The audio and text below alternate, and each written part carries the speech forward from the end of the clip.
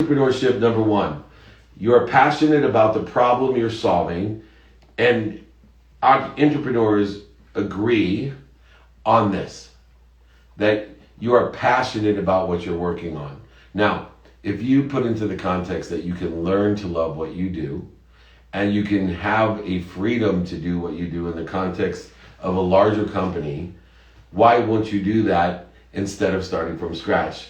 Another benefit of an entrepreneur, or a element of it, is curiosity. In the past, being an entrepreneur allowed you to be curious and creative.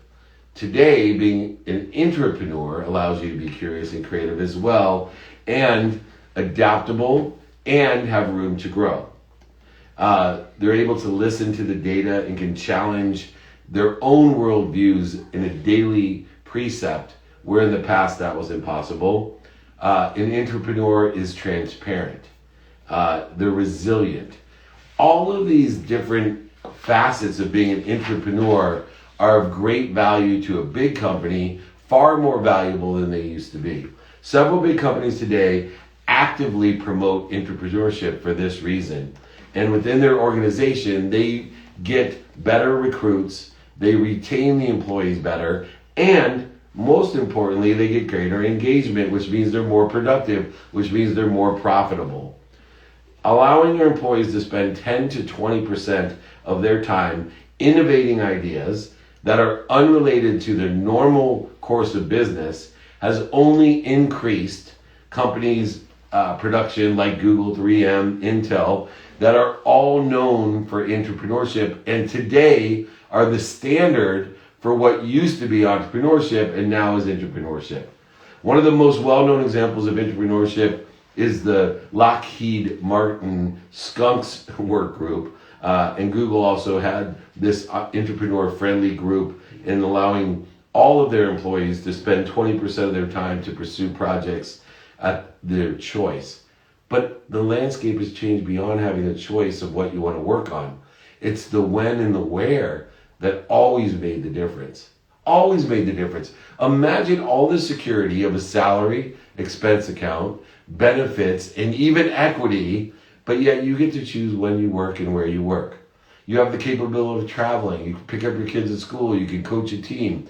All the different things that we never would be able to do. And you can leverage the economic benefit of getting a job that pays more in a region that pays more, but live in a low-cost area.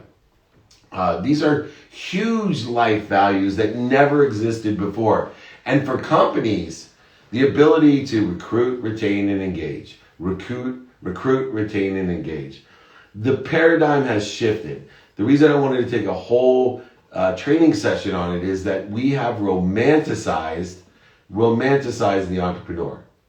These superheroes that you see, the Gary V's of the world,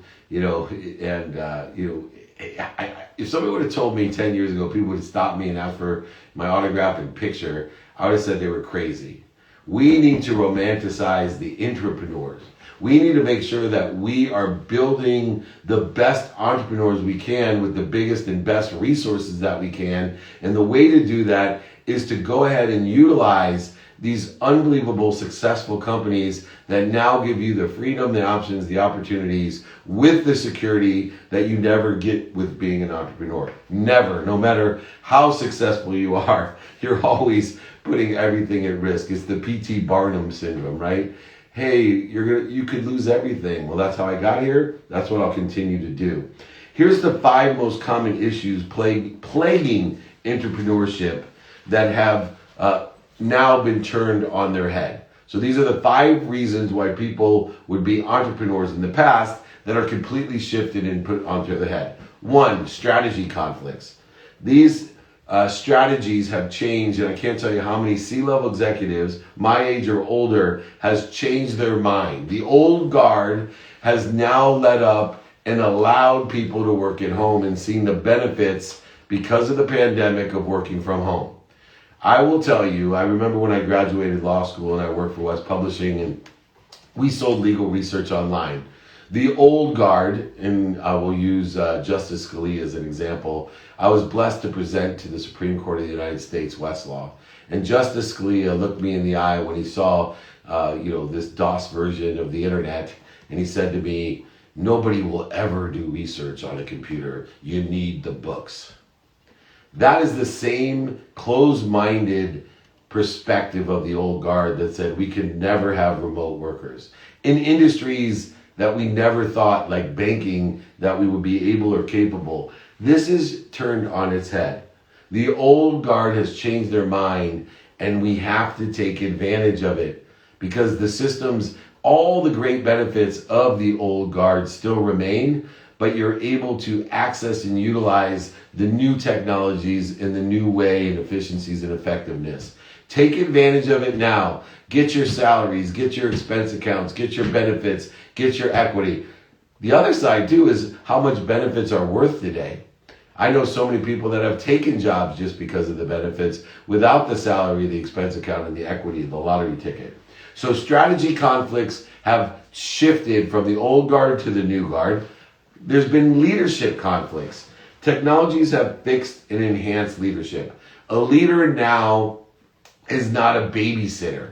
They're not telling people what to do. A leader is an intelligent follower. So access to the people, the encouragement, the data is the most important part of being a great leader. To be able to share a culture, to engage, and to share a vision. Leadership conflicts have been turned on their head through technology. As an entrepreneur, we now have a greater opportunity to be a leader of a business unit or a group in multi-billions of dollars right off the bat.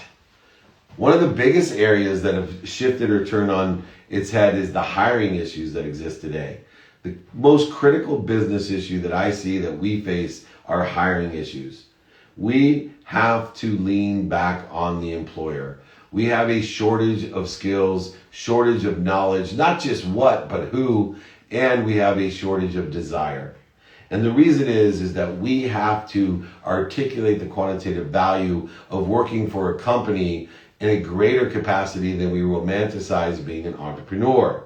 We have to understand that there is a shortage of talent because people need to re-engineer their vision. We have had more businesses start up last year than any other year in history, where we should have more people working for the companies that are already making billions of dollars with high salaries, expense accounts, benefits, and equity.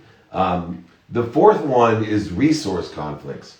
Entrepreneurship by far has the most amount of resources. Everyone will tell you I have had many startups in my life, and the biggest component of the objective that I have is to stay in business. And the most difficult part of staying in business is the resources. Has anybody ever thought about, I feel so caught because I have to spend most of my time raising money instead of making money. Raising money instead of making money. You don't have to do that as an entrepreneur. The money's already made and raised. And you can go ahead and take advantage of extraordinary resources remotely and now hybrid in locations, taking advantage of the freedoms, opportunities, options, salary, benefit, and equity expense account that we were talking about, and developing the skills on somebody else's dime. This resource conflict has been shifted on its head. Far more resources go to the entrepreneur than any entrepreneur has, especially as a startup. Finally, the last problem that's shifted onto its head is the cultural problems. COVID has created a new entrepreneurship culture that is much more aligned with the avant-garde, much more aligned with entrepreneurship than employeeship. It's much more open and transparent and remote, and so many more opportunities and freedom that exist to utilize your time in a productive, meaning adding value, aligned, synergistic to your skills, accessible. You're much more accessible to your team, your managers, your directors, your executives, and gracious. Remember the superpower in all this, whether it's strategy conflict, leadership conflict, hiring, resources, or even the cultural. That lens of gratitude has allowed us, it's so much easier to find the light, the love, and the lessons in what we do. A third of what we do is activity we get paid for. Activity we get paid for is now enhanced by entrepreneurship. An entrepreneur owns and runs his own company. It does have exponentially the biggest lottery ticket available. They have complete freedom, but they also have complete responsibility and risk. For better or worse, an entrepreneur is responsible for innovating within an existing organization, within the context of what they choose, because there's a high demand right now. And while entrepreneurship is far less risky, it also does still have less autonomy. But not as much today as it was. You do not have total autonomy, but you have so much more autonomy. And you need to take a timing and risk assessment on where you are. And that's when we institute the 5 daily practices in order to find out where our skills, our knowledge, and desire are aligned with, synergistic to, with, and supplementary to, with what we want, who we can help, who we can help, and who can help us, how we want to live our lives, utilize the activity we have planned, activity we don't have planned, activity we get paid for, activity we don't get paid for. How do we prioritize our what or who or how?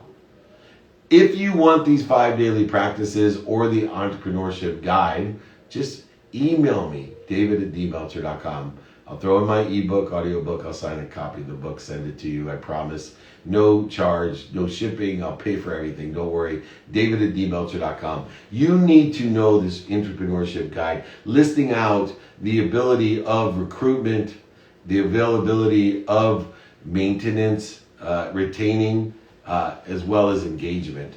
And look, 2 parties benefit from engagement. An entrepreneur and the employer. They both, when someone's engaged, that lens of gratitude, productivity, and accessibility, those lenses create just such a great synergy. Now, when we look at within in the skills, knowledge, and desire, how do we know it's an opportunity that has the freedoms that we want? Well, what I would do is look and see what companies are doing well, what companies are stable, and even what companies you think will be doing well, that maybe are well-funded, situated correctly. There's some areas that I'm looking at within the context of an NFT platform or esports or some gambling apps and things like that I know a lot about, where if I was an entrepreneur, I would be jumping on some of these well-funded companies and work within the context still with imagination, innovation, curiosity, creativity, except for because they're desperate, I get a big salary, expense accounts, benefits, and even equity. Not quite as big as a lottery ticket as owning my own company, but far less risk, less overhead, less employees. And so you have a trade-off according to your own timing and your own risk tolerance. Now, how do we encourage people, besides doing these trainings here today, that entrepreneurship has so many more benefits than it used to be? Well, one, you have to be able to provide the right culture.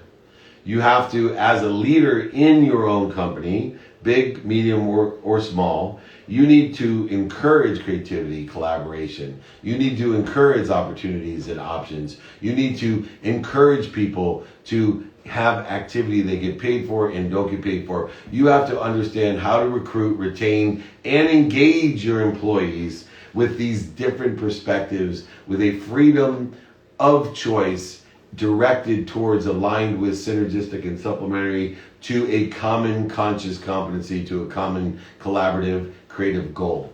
And if you can do that, you can then challenge these employees to do 3 things. 1, to be their best.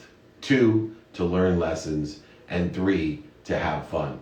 To create an environment of entrepreneurship, you need to make sure that everyone enjoys the consistent, everyday, persistent without quit, pursuit of their own potential. Not just activity they get paid for, but activity they don't get paid for, and even wellness.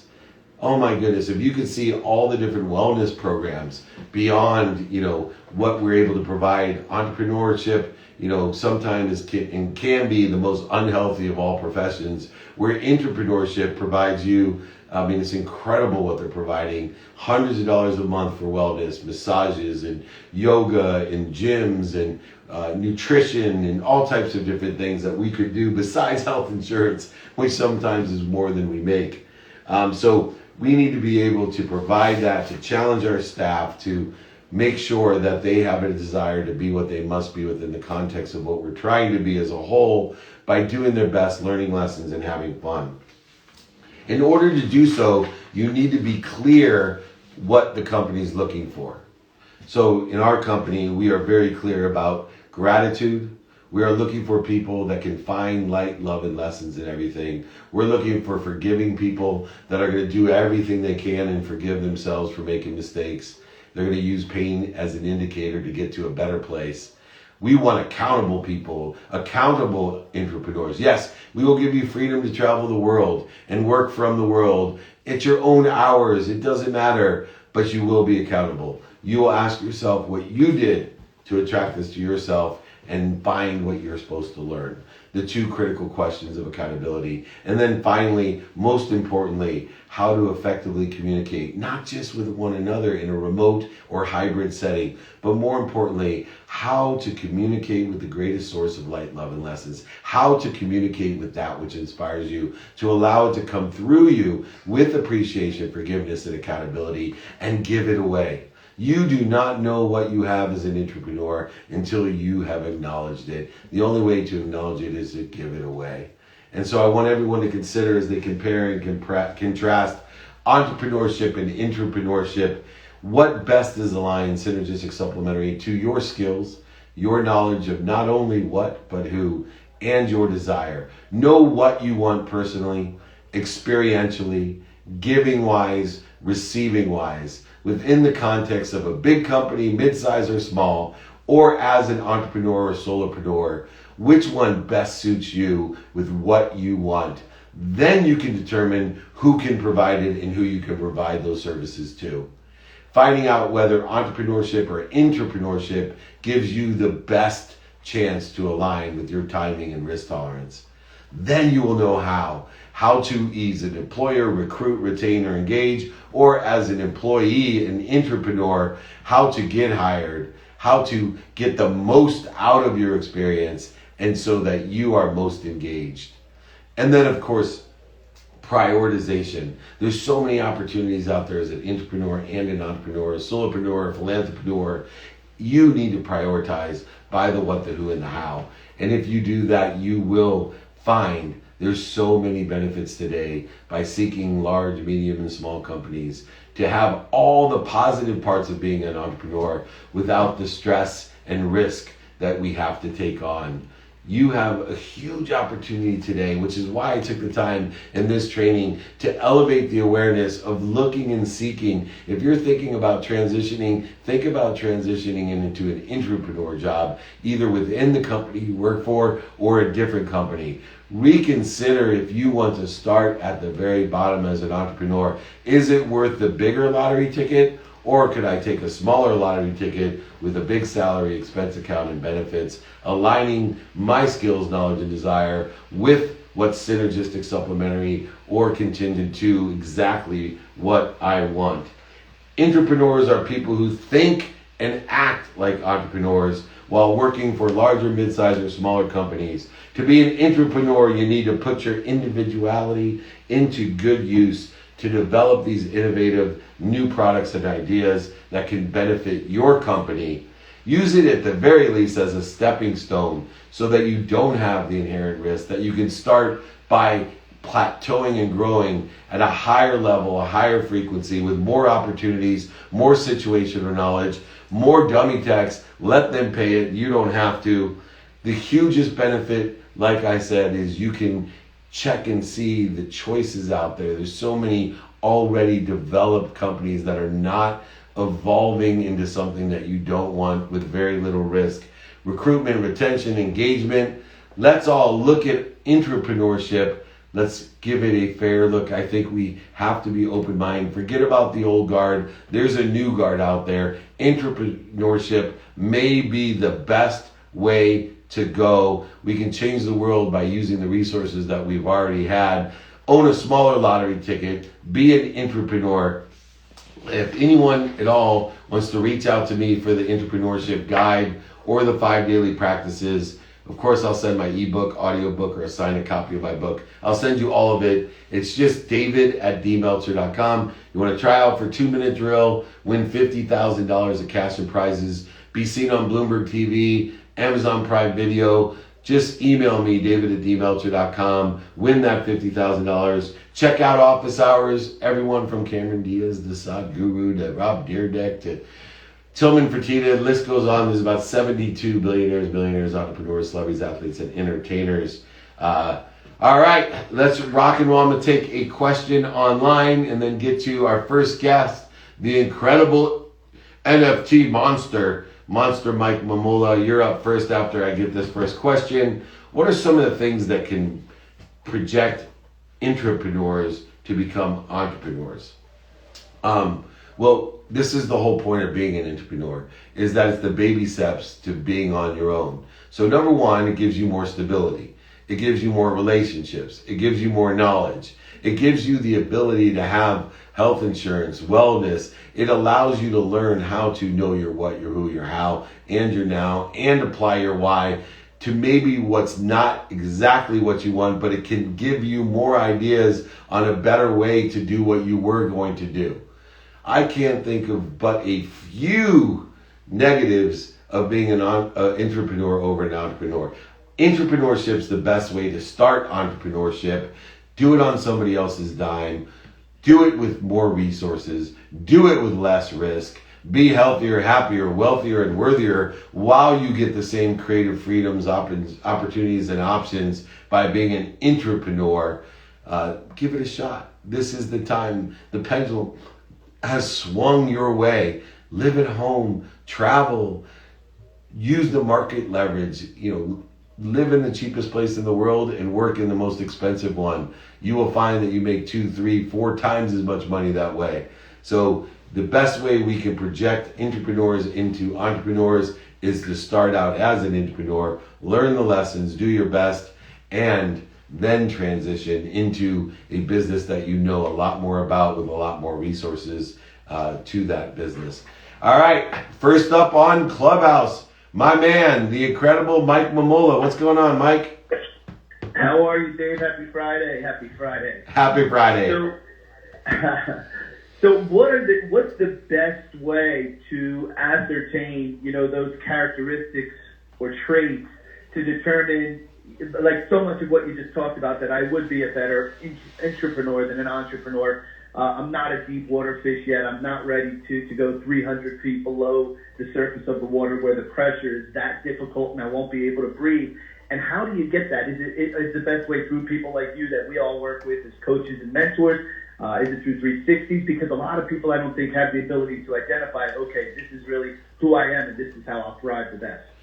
Yeah, I think being transparent when there's so many opportunities today. It's not like the old days. You and I are a little bit older, where we were limited to the opportunities. So I think the first stage is to interview.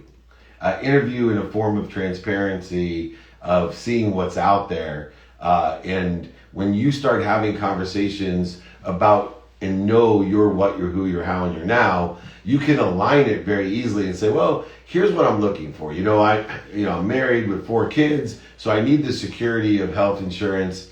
I'm very motivated by commission, so I'd like that component. I do want a lottery ticket. I want to stay in a company and help it grow, so I want some equity. Salary may or may not be important, determined upon what your financial situation is. But I need to coach football on Tuesdays and Thursdays, but I'm more than happy to work have activity I get paid for a Saturday. So I'm looking for a position that I can travel, coach, whatever it is. And I think because there's so many opportunities for people with skills, knowledge, and desire, so many opportunities of companies that are funded, startup companies, mid-sized companies, large companies, that you can still have and align all the things that you want without having to, like you said, swim in the deep end. Start all, if you're 40, 45, 50, 60, 65, you may not want to take all that on. You have put in the time and the effort to have a couple $1 million in the bank. You may want to keep the couple $1 million in the bank and still have the freedoms of not having overheaded employees. I know and see a lot of doctors, lawyers, accountants, they're looking to transition because they've had enough. 25 years is enough. Sitting in an office doing the exact same thing. They're living their lives like tubes, Mike. Food in, food out, paycheck in, paycheck out.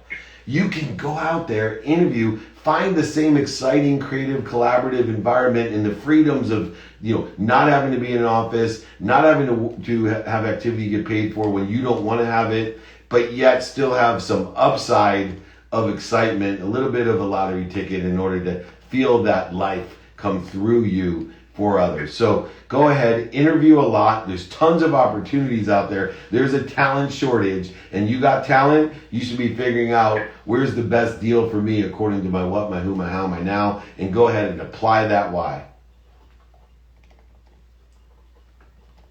All right. Thank you, Michael. All right, love it. Thank you, man. All right, I will take another question online, and next up will be Christina Madrigal. Quick question is how do we find out about the meetups? Detroit, Indiana, Miami, New York, and Philadelphia. I will be in Detroit on Sunday at the Detroit Athletic Club at 9:30 a.m. Eastern Time. I'll be in Indiana at the stadium at 4 p.m. Eastern Time at the gates there. In Miami the next week. But if you want to know the details, email me, david@dmeltzer.com. All right, Christina, welcome. What question you got for me? Hello and happy Friday. It's always a happy day. It is. I so appreciate y'all so much. It's just so much value today and all the days, and y'all are just amazing. When I say y'all, I include you and your team. Because thank you. Totally inseparable. They're all great entrepreneurs. Yes.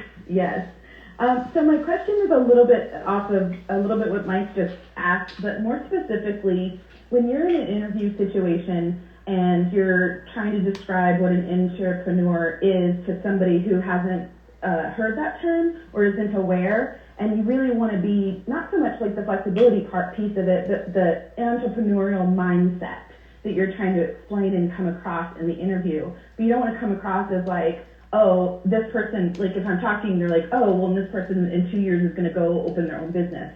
How do you explain that clearly, but not also be like, oh, they're going to leave in 2 years? Does that make sense? I love to say that, I am very inspired to create, design, launch, and manage things within the context of a business. I'm a team player, and I love leading as an intelligent follower by being collaborative and creative.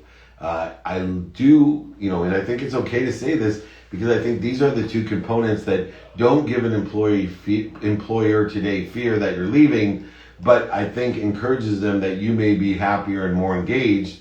Look, I want to give a company everything I have. I want to have the security of a salary. I want to have the excitement of an expense account and a commission. I want to have equity to build something that I can take stock in. But I want freedom.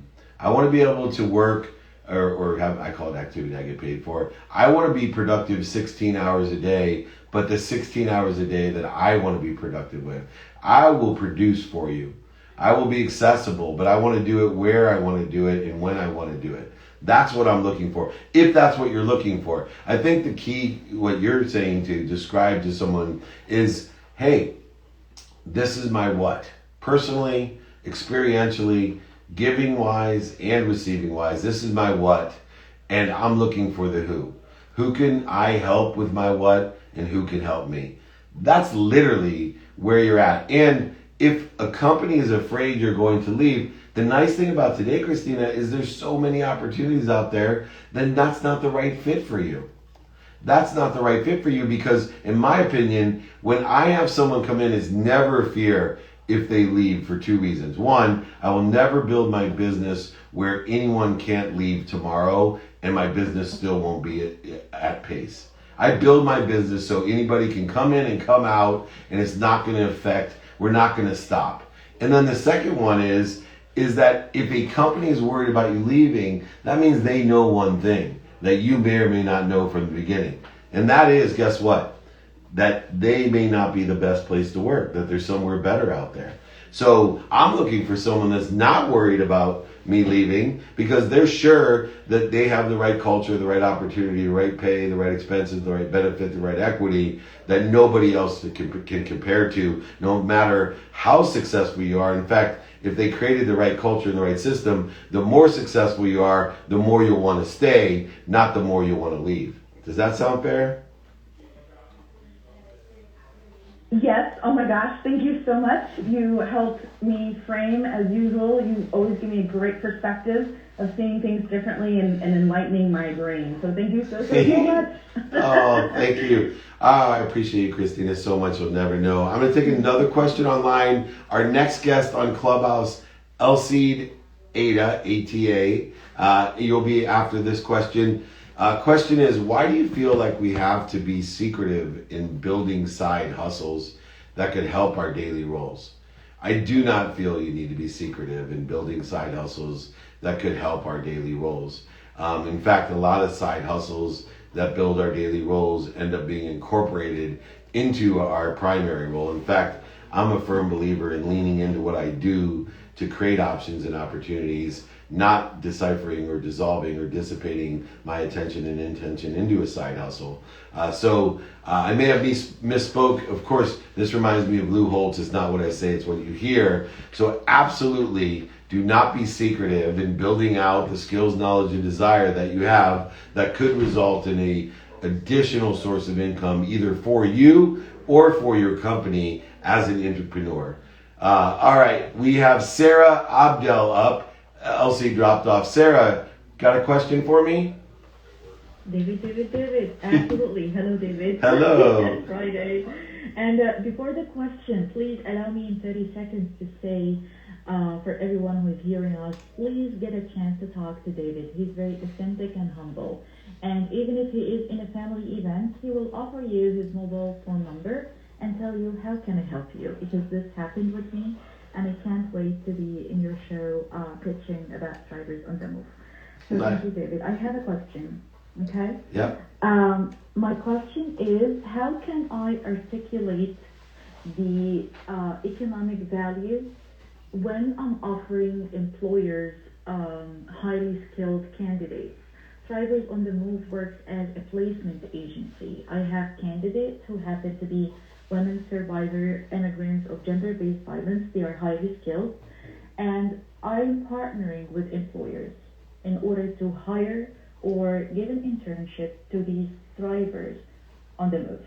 So when tailoring the package, I want to say, save your time, save your money. You have shortage in skill, you have shortage in design, but I'm unable to put it in that pricing, packaging, language. Can you help me with that, please? You are, and this is the basis for everything. So number one, I do want to reiterate, and I appreciate your compliment, but I give everyone in the world 5 minutes on the phone or 20 minutes at a meeting.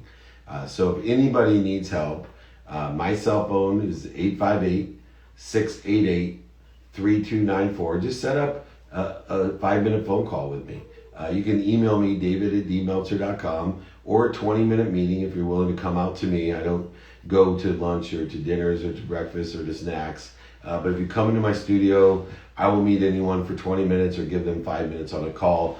david@dmeltzer.com. This is a great lesson. It's also one that you can use in the pitch, and it's the ability to articulate the quantitative value of what you're asking for. And in order to do so, you want to, ask for less than you're giving. And so what do? There's 3 areas you want to quantify. You want to give the quantified reasons, impacts, and capabilities of how much does it cost you today to recruit people. So in order to do that, we're going to use the open-ended question guide that I have. I'll send it to you. Just email me, Sarah, david@dmeltzer.com. I'll send you this open-ended question template. But basically you say, how do you recruit today? What do you like about it? What don't you like about it? And then you say, what if I was able to do this? And then come up with a quantitative value to being able to do that will help them. Then talk about retention. How much does it cost to lose an employee? What do you like about it? Would it help you if I was able to, have your average employee stay with you for 5 years instead of 1 year? How much is that worth to you? Oh, it's $100,000. Oh, so $400,000. And what about engagement? Right now, where do you see the engagement of your employees? 10%, 20%, 60%? What if I was able to increase the engagement level because the employees that I am placing into your business have a desire that they must be what they can be. They've already had situational training and blah, blah, blah, whatever it may be. You need to practice this every day. Have conversations with your family, friends, associates, whoever it may be, what I call some test accounts that you don't care about, but being able to have at least 10 conversations a day where you're practicing articulating the value to exceed what you're asking for in 3 realms of retention, engagement, and of course recruitment. All 3, utilizing the open-ended question guide, allow you to learn what people are doing today and allow you to depict what you can do better. That creates the delta, the quantitative value, the difference, which can be articulated quite easily, easier and easier when you practice articulating it as well. So go ahead, reach out to me. I'll send you the open-ended question guide, Sarah, david@dmeltzer.com. Anybody wants that guide, go ahead, reach out to me. Anyone wants a 5-minute call, david@dmeltzer.com, a 20-minute meeting. Happy to be of service and of value. Thank you so much, Sarah. That's a great question. All right, I'll take another question online. Oh my goodness, we have Matt Mengel. That is the famous professional football player, Matt Mengel. Let me get a question online, Matt. I'm really happy that you're here. It's so good to see you. How do you know which opportunities would fit your skills? Well, in order to know what opportunities fit your skills, I would look at the skills you have and the knowledge of what and who and your desire. I actually would go to the stock market, if it was me, look to see what companies are doing well, what industries are doing well, what careers are doing well, what jobs are doing well. I also would look to see what's stable, in the stock market, what stocks haven't moved in the last 6 years, and see what careers, industries, jobs are, stable right now. And then I also would, look at some lottery tickets, see what jobs, careers, and industries I think will be doing well, and then gather the skills, knowledge, and desire that I have, my capabilities, and see how they're aligned with, synergistic to, or supplementary to what's doing well, what's stable, or what I think will be doing well. If we can align those capabilities, we will know a great fit when we see it within the context of the industry we're searching in, the careers we're searching in, the jobs we're searching in, whatever it may be. You need to look within you and give meaning to what's in you, and then align it with what's doing well and stable, what you think is going to be doing well. All right. We are rocking and rolling here. We got about 13 minutes left. It is Entrepreneurship Training. Reach out to me, david@dmeltzer.com. Ebook, audiobook. I'll sign a copy of my book, ship it to you. All the different guides, Entrepreneurship Guide, 5 daily practices guides, and the open-ended question guide. Try out for the 2-minute drill. Win $50,000 of cash and prizes. All right, next up, Matt Mengel. What's good, Dave? How you doing, man? Great to hear your voice. I'm doing well. How's it going? Can't complain. Montreal's beautiful. Weather's amazing. Football's fun. Great experience. Oh man, I'm so proud of you. Well, how can I help you? So comparing to like kicking professionally, is there any type of muscle memory work that I can do or that will pertain to me getting better or worse as an intra or intra? Preneur? Yeah. So there is, and the muscle is in 3 realms. There's a muscle of productivity, and the muscle of productivity is to align value with everything you do. Activity you get paid for, activity you don't get paid for, even your sleep.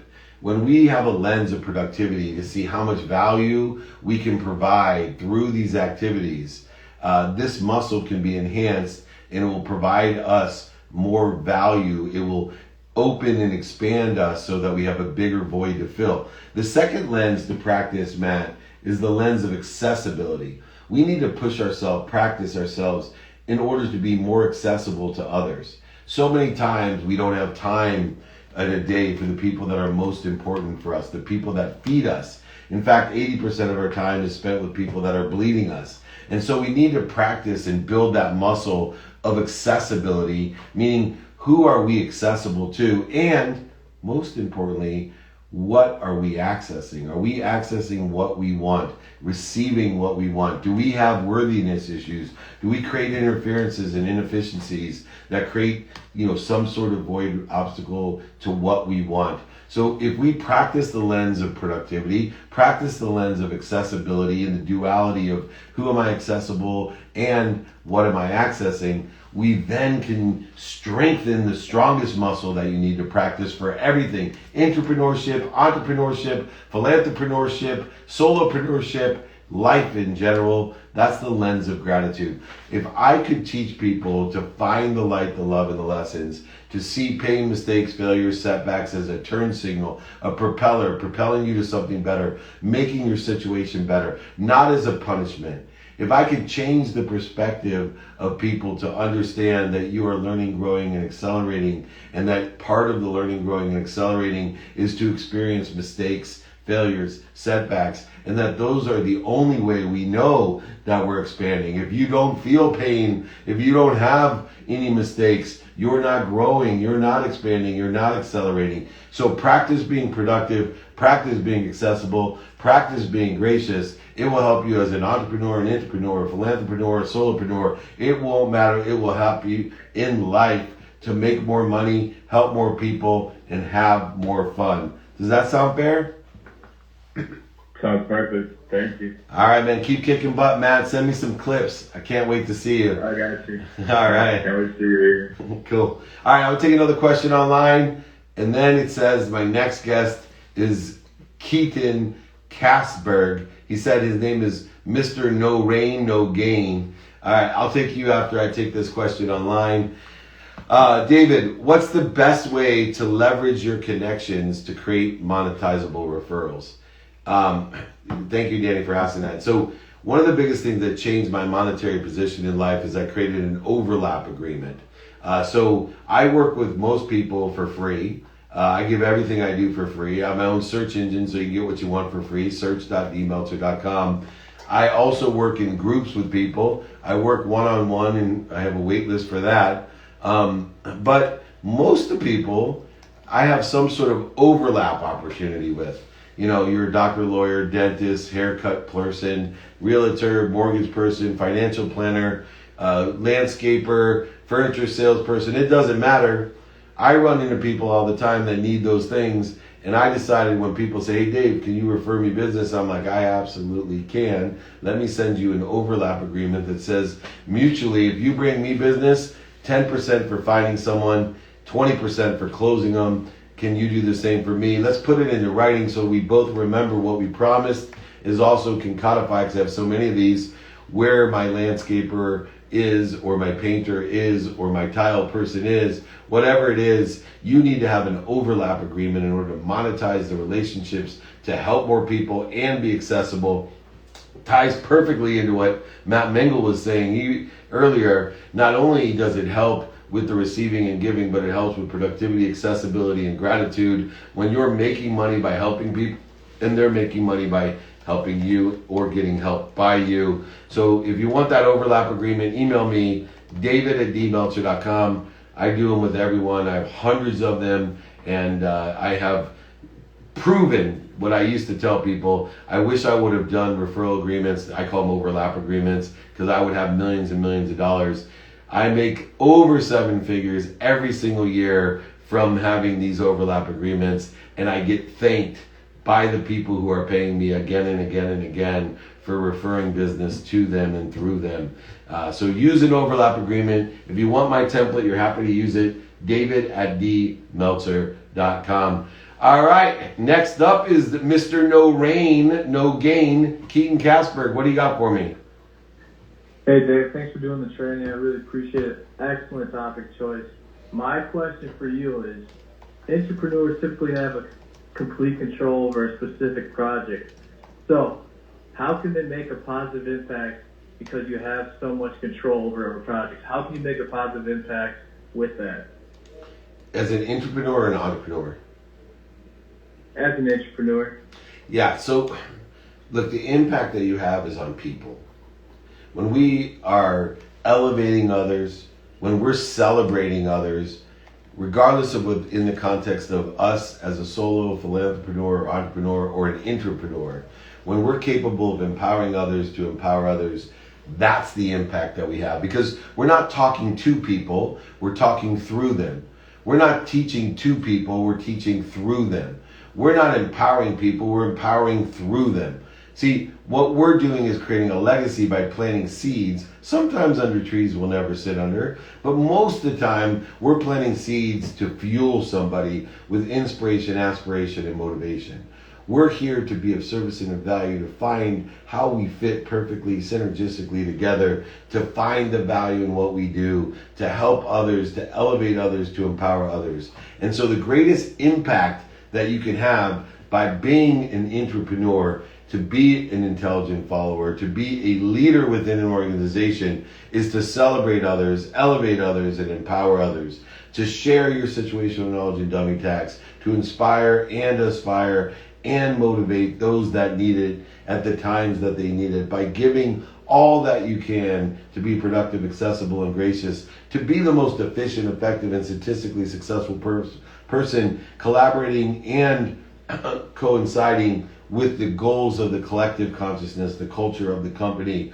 And as a reward, not only will you get the amazing inspiration of being a celebrant and an elevator, but most importantly, you'll have the security of a salary, expense account, benefits, and equity. With most opportunities, especially today, so many exist out there as an entrepreneur. So impact people within an organization, within the context and rules and cultures and regulations that have loosened up so much over the last 2 years, especially, providing you a hybrid or remote working atmosphere, the freedom of being productive when you want to be productive, the freedom of having activity you want to get paid for when you want to get paid, and the freedom to have activity you don't want to get paid for when you don't want to be paid, and even having the ability to sleep the way you want to sleep, which may be the most valuable thing of all, because that helps your health more than anything, having that unwinding routine according to your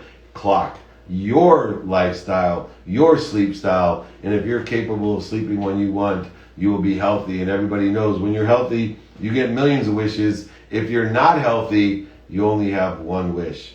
And I wish everyone multiple wishes, many wishes. I'm going to take another question online as we're coming into the close. Real quick, I may have time, Shosh, if I do, you'll be next, but we're going to end right at noon Pacific time. How do we stay grateful and stress-free when unexpected issues occur in life? Well, first of all, if you come up with some sort of perspective that there's not going to be unexpected, then you're making a huge mistake, because you want to make God laugh. Come up with a well-developed plan. There is no certainty. The only certainty that's attainable in life is to forgive the unforgivable, and most people, almost all of us, can't even come close. We are not that gracious. So what we want to do to be grateful and the best we can, stress-free, when pain, setbacks, failure, mistakes, unexpected issues occur in life, is we need to identify the triggers that happen when something's unexpected. Do we have a need to be right when something's unexpected, offended, separate, inferior, superior? Do we get anxious, frustrated, or angry? Do we feel resentful or guilty when things don't go as expected? And instead of getting stressed, instead of fighting it, going over it, under it, through it, around it, just simply stop. Breathe through your nose, like my friend Trevor Moad, who passed away last week, always said. Get down to neutrality, to center, and then roll in the right directions.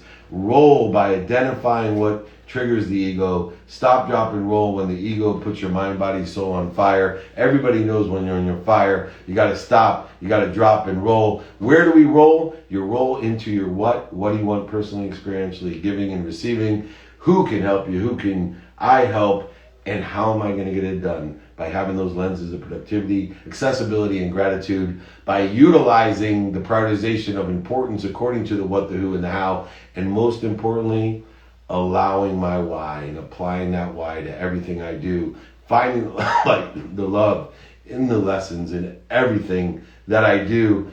Well, I want to say thank you to everyone. This has been the training of Entrepreneurship. Next week training is our 2-minute drill pitch competition. The winner of the pitch competition will get on my TV show on Bloomberg and Amazon and a chance to win $50,000 of cash and prizes every episode, besides the exposure, awareness, and education that you will see at 6 a.m. Pacific time on the Breakfast of Champions. That'll be our training next week. Apply for 2-minute drill by emailing me, david@dmeltzer.com. Office hours with Cameron Diaz, Guru, Tillman Fertitta, Paulo Ono, Marshall Falk, the list goes on and on. Friday, October 15th, check out office hours. You're going to love it. And then finally, any of the guides that we talked about, the overlap referral template, entrepreneurship guide, the open-ended question guide, or my book, ebook, audiobook, I'll sign a copy, send you a book, pay for the shipping and the book, no problem. All you need to do is email me, david@dmeltzer.com. Most importantly, everyone, remember, be kind to your future self and do good deeds. We'll see you later. Thank you.